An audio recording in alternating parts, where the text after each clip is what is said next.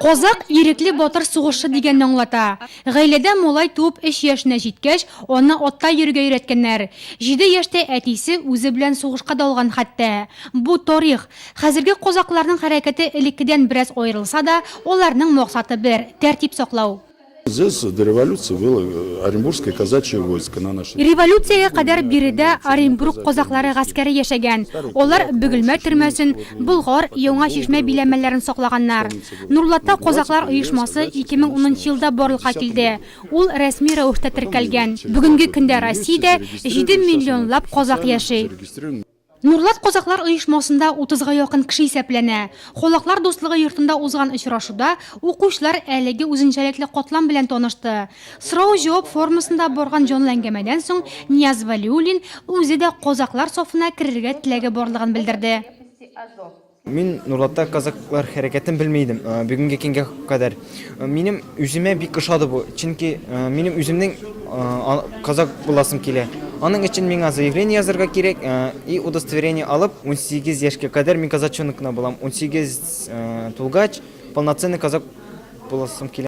Бүгенге көндә Россиядә 11 төрле козак оешмасы бар. Аларны киемнәре буенча танып була. Дон козаклары мәсәлән папаха кия, Кубань козаклары кубанка, Нурлат козакларының исә үз киенү стиле. Согласно казачьим законам, Козак законнары буенча һәр оешманың үз киеме булырга тиеш.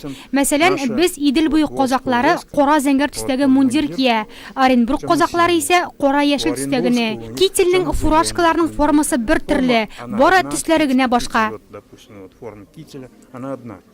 Владимир Малыгин шулай ук козак. Ул легенда хәрби отряды җитәкчесе. Очрашуда Бөек Ватан сугышында һәлак булган 30лап сугышның якыннарына кая күмелгәнлеген раслаучы кагазьләр таратты. Бу минең похоронка бабаема.